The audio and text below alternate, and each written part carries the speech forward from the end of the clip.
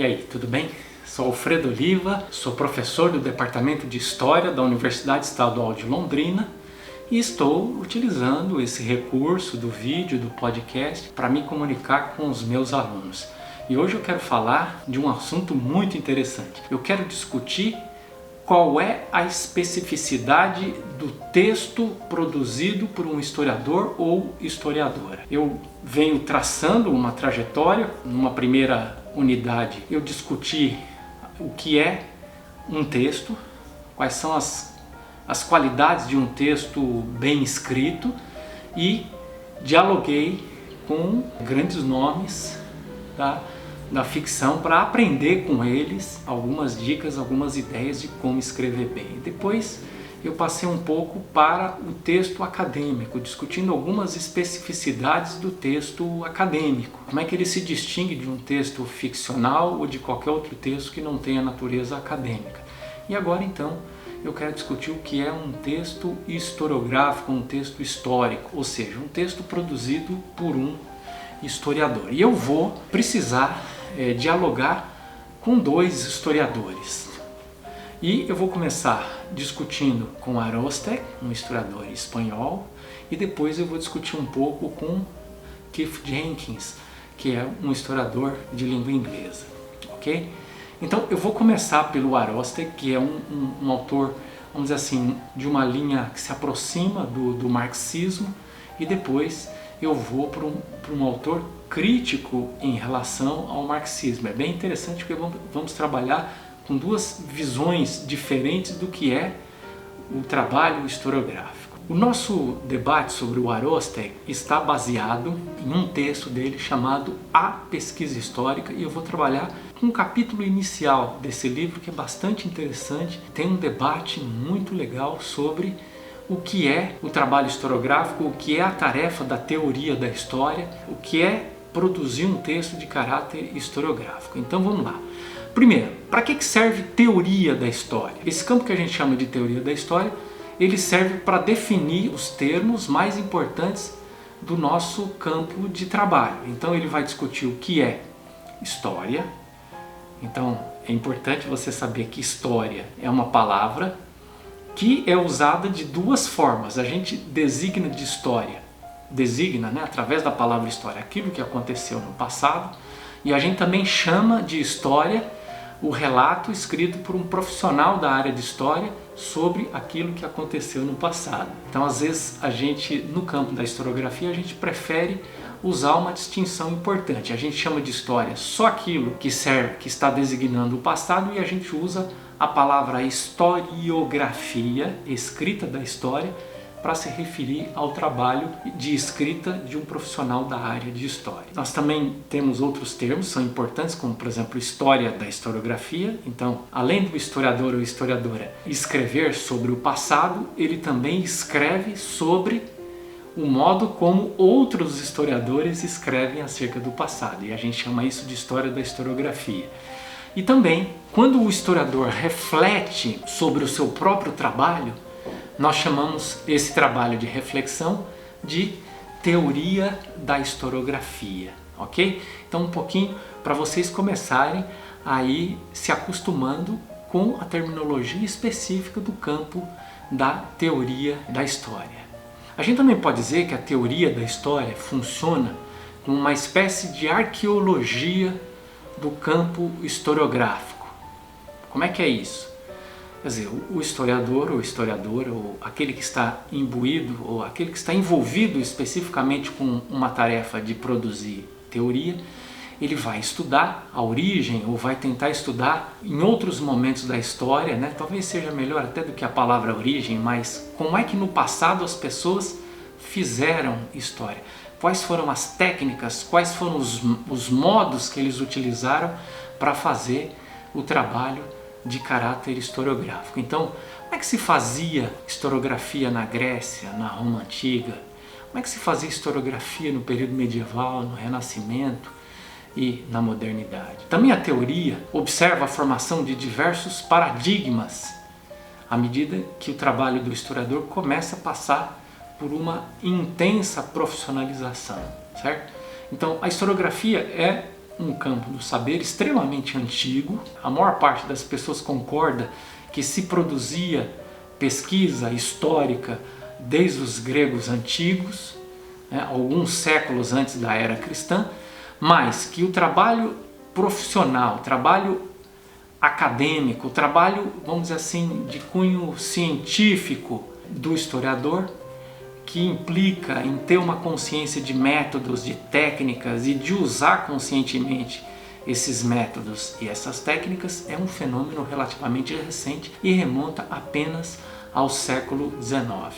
Então a gente tem aí esses paradigmas mais recentes, ou essas maneiras de se fazer, de se escrever história mais recentes, e a gente vai ter oportunidade também ao longo do curso de graduação em História de estudar, por exemplo, como os metódicos ou positivistas ou ditos positivistas faziam historiografia, como é que a escola dos análises fazia historiografia, como é que o marxismo fazia, como é que, por exemplo, escolas envolvidas com o trabalho de quantificação faziam historiografia, ok? E é trabalho da teoria da história investigar, discutir essas diversas formas de se fazer historiografia. O que a gente tem na atualidade é o que a gente chama de uma pluralização de maneiras ou de modos de se fazer historiografia. Então a gente fala, por exemplo, em nova história cultural, como talvez a tendência mais importante da atualidade, em microhistória, história socioestrutural, história oral, história da vida cotidiana, história dos conceitos, história do tempo presente, só para citar alguns nomes. E não fiquem preocupados com esse monte de nomes, porque o objetivo agora é apenas informar que existe esse monte de terminologia, existe esses diversos campos, mas que vocês ao longo do curso vão ter oportunidade de estudar vários deles. Então, por enquanto, só se informar que existe toda essa complexidade e depois, no decorrer do curso, explorar então aí mais detidamente essa complexidade do trabalho do historiador. Muito bem, então vamos lá, vamos começar a discutir então alguns fundamentos da prática historiográfica. Por exemplo, faz parte da tarefa da teoria da história atentar para algumas coisas. Vamos pegar uma citação aqui do Arostek, da página 21. É a teoria que deve buscar uma resposta convincente à pergunta: o que é a história? Veja, essa é uma preocupação do profissional do campo da história. Não é óbvio o que é história, certo? Eu já mostrei para vocês inicialmente que essa palavra ela pode ser utilizada no mínimo com dois sentidos. Chamamos de história aquilo que aconteceu no passado e chamamos de história o trabalho de escrita do profissional. Ainda assim, a gente pode naturalmente discutir até mais detalhadamente isso. E aí ele avança ainda, voltando para a citação do Arostek: constitui um saber substantivo e empírico que trata de definir qual é o campo da realidade que o historiador aborda e de que modo algum equivale ao desenvolvimento da história universal, mas sim a reflexão sobre a natureza do histórico. Ou seja, essa coisa que eu chamo de passado, né? Isso que já passou, isso que já aconteceu, qual é a natureza disso? Vocês já pararam para pensar que um historiador ou uma historiadora tem como principal objeto de estudo algo que não acontece mais, porque por natureza nós investigamos exatamente aquilo que não existe mais. Por quê?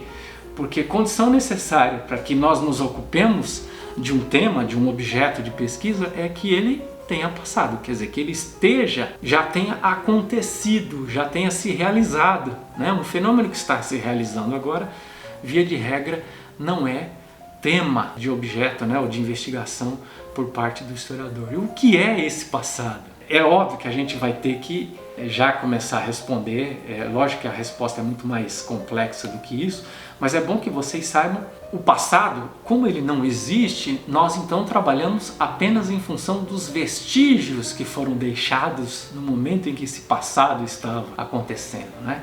É por isso que nós trabalhamos a partir de documentos, vestígios documentais ou vestígios materiais, peças, objetos, obras de arte, seja lá qualquer evidência da existência humana no passado.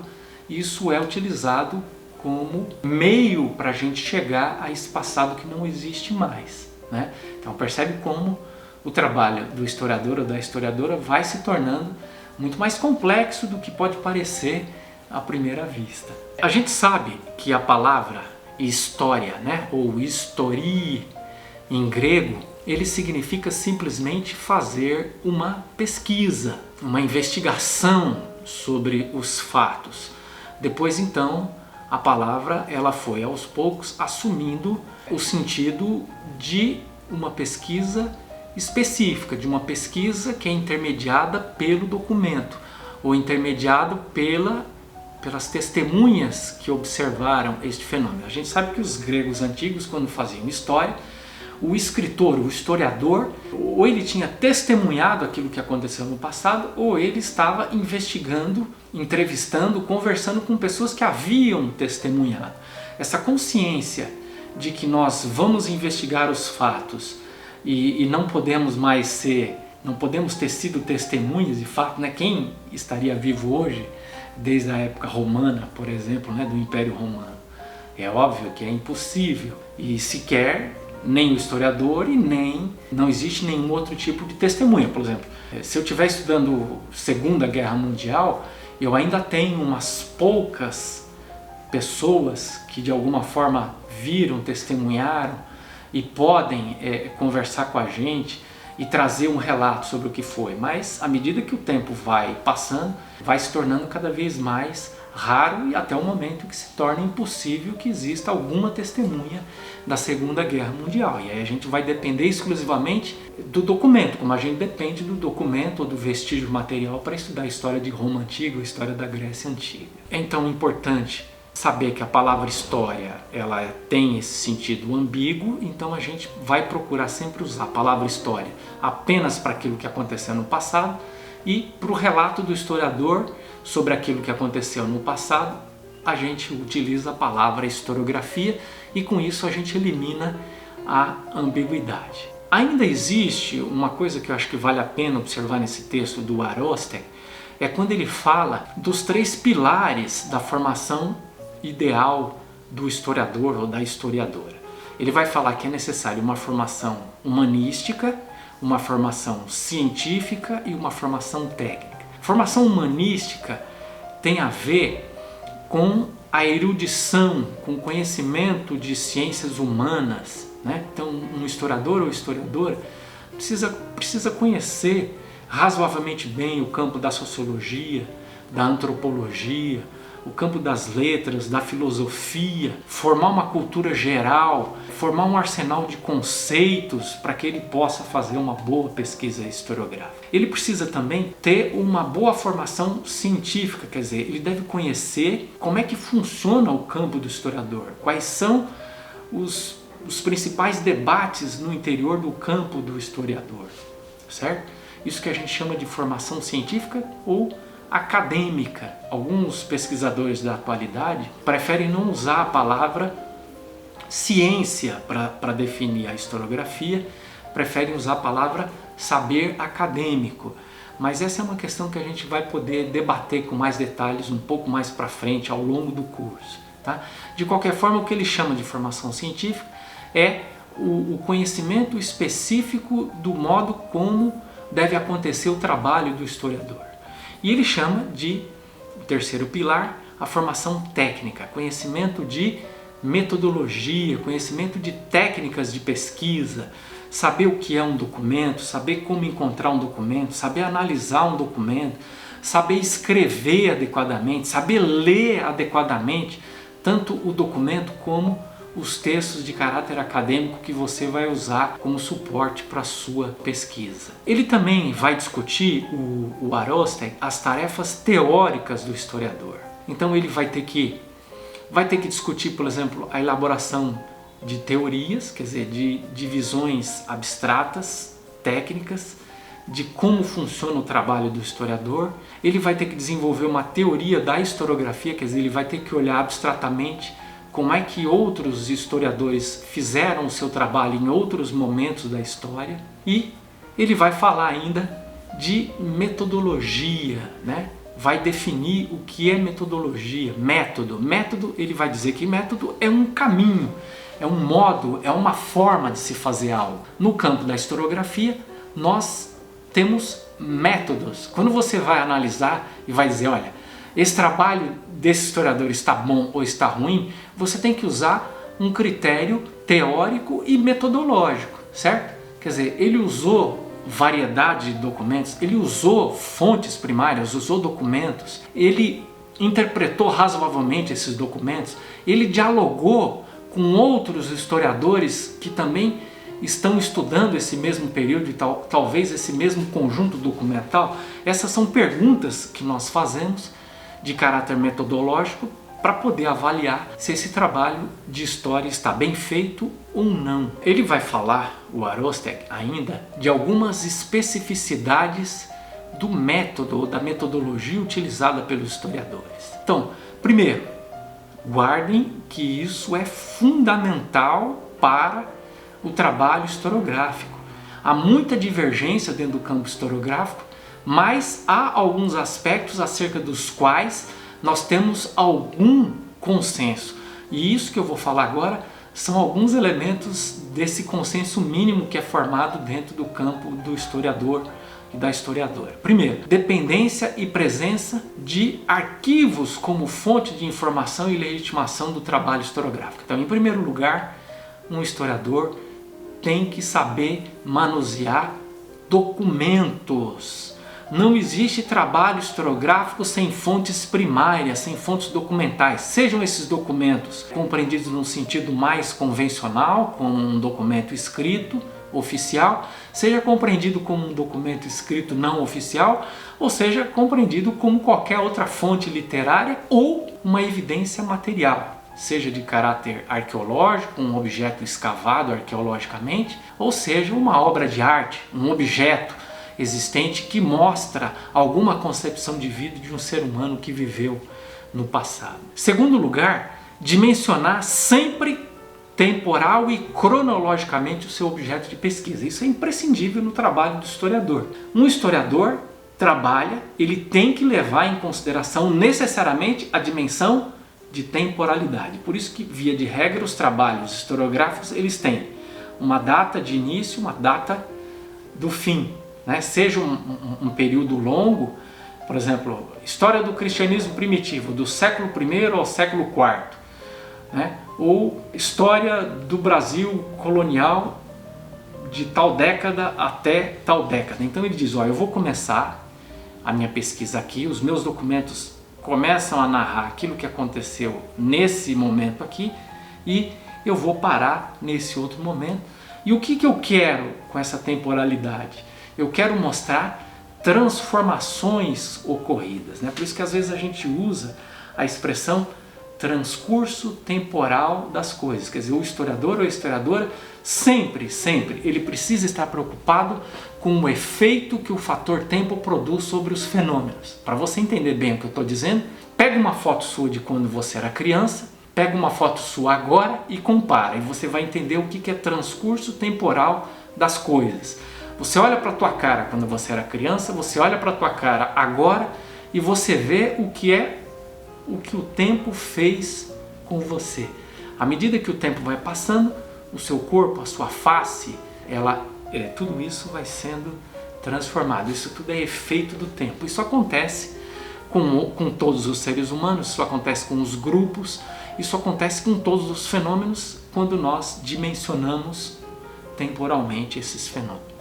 Em terceiro lugar, o desafio de fazer recortes temáticos restritos a partir de universos muito amplos e globais, né? Então, tudo aquilo que você vai estudar, o passado é uma coisa infinita e você vai ter que fazer uma pesquisa finita.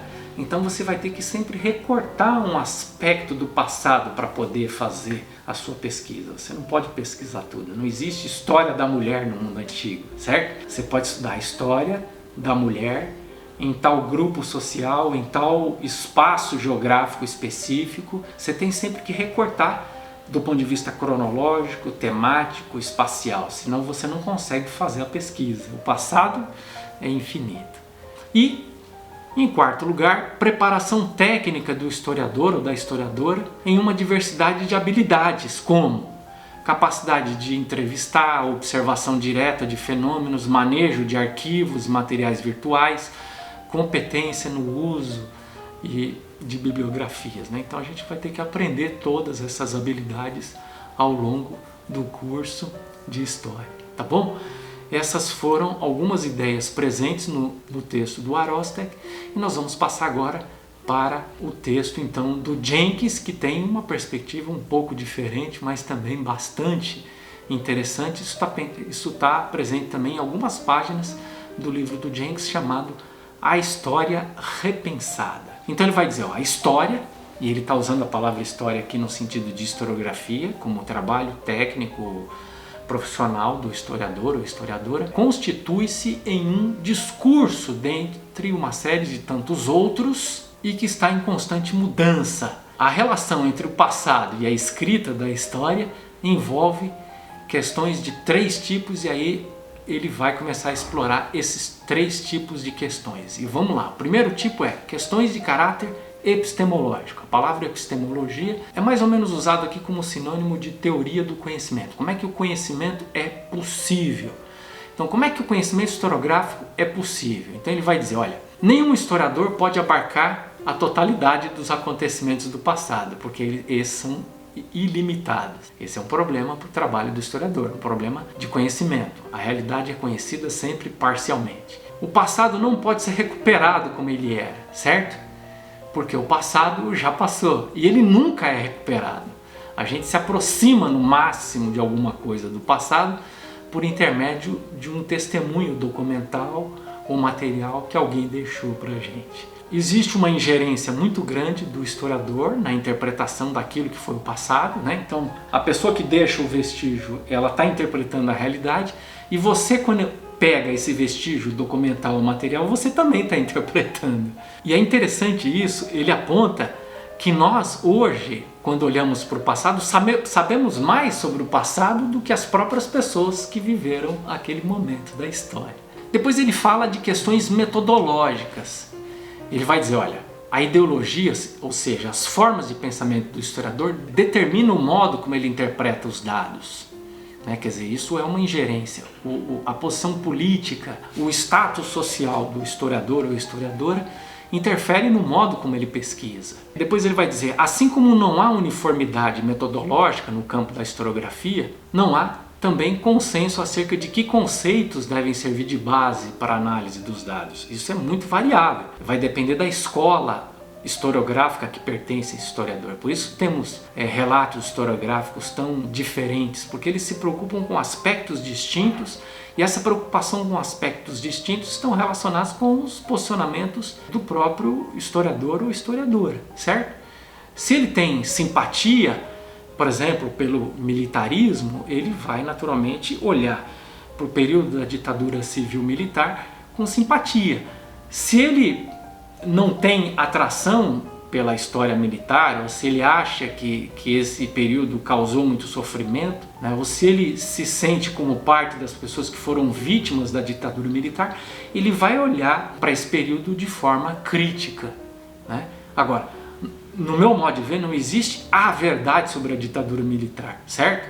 Algumas pessoas experimentaram esse período de forma extremamente positiva, outras experimentaram de forma extremamente traumática.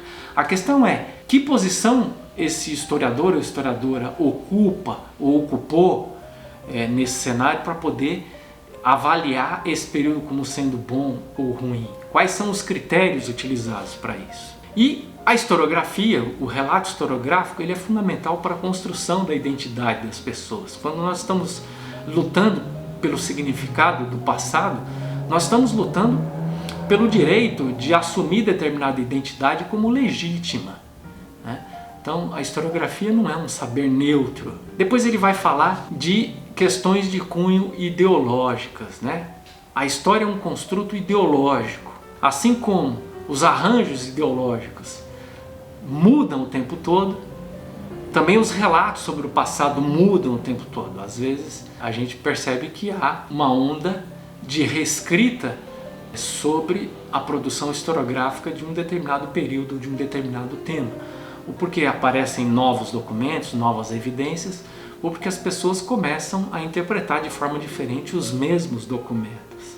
E ele vai dizer também que a história está fadada a ser um campo de litígio, de conflito, de tensão, né? Exatamente por quê? Porque grupos diferentes estão tentando impor a sua visão do passado sobre o outro, porque o que foi o passado é fundamental para a gente pensar naquilo que nós somos no presente, né? E vocês certamente estão vendo na mídia dos dias de hoje debates, por exemplo, sobre o que teria sido a ditadura civil-militar, né? Algumas pessoas defendendo que ela é extremamente ruim ou negativa, outras defendendo que ela foi extremamente boa e pedindo a volta, ou talvez sugerindo que nós devêssemos ter novamente um regime ditatorial. Aí ele vai dizer que é a história ou historiografia de um ponto de vista prático, e aí ele faz algumas considerações bem interessantes. Então ele diz: a história ou a historiografia é produzida por um grupo de operários chamados historiadores, e quando eles vão fazer o seu trabalho de produzir historiografia, eles levam junto consigo algumas coisas muito identificáveis.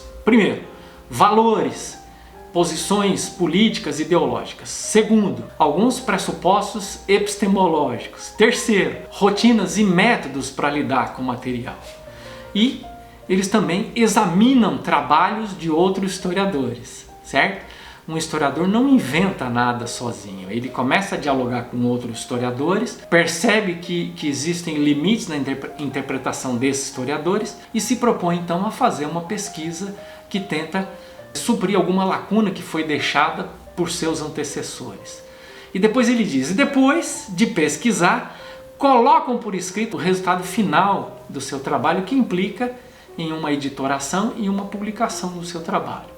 E por fim, o ciclo se completa pela circulação e leitura do relato, e a gente nunca sabe o que as pessoas vão fazer com aquele texto que o historiador ou historiadora produziu, de quais são os usos políticos, quais são as utilizações da produção historiográfica, certo? O texto do Jenkins, então, por fim, ele chega a um ponto em que ele fala de uma definição de história, né? Ele tenta, através de um parágrafo, definir. Ele vai destacar alguns aspectos, dizendo que história é um discurso, que história é produzida por um grupo de trabalhadores profissionais, chamado historiadores. O trabalho deles, dos historiadores, tem marcas bastante reconhecíveis, né? Quer dizer, quando você lê um texto, um historiador lê um texto de outro historiador, ele reconhece essas marcas e ele diz, os produtos dos historiadores, o seu texto escrito, uma vez colocado em circulação, eles estão sujeitos a uma variedade de usos que são inimagináveis, e depois ele diz que, na realidade, esse trabalho corresponde a uma gama de bases de poder e é uma coisa incalculável, as lutas políticas que são proporcionadas em função desse trabalho do historiador. E também as lutas são produzidas acerca de uma definição do que é história, de como fazer história. Isso tudo envolve um ambiente de muita discussão, de muito debate. É isso, a gente está chegando perto do fim dos nossos trabalhos e espero que vocês estejam conseguindo compreender, estejam aproveitando esse material que eu tenho produzido para vocês, tá bom? Um abraço e em breve a gente se encontra novamente. Até o próximo vídeo.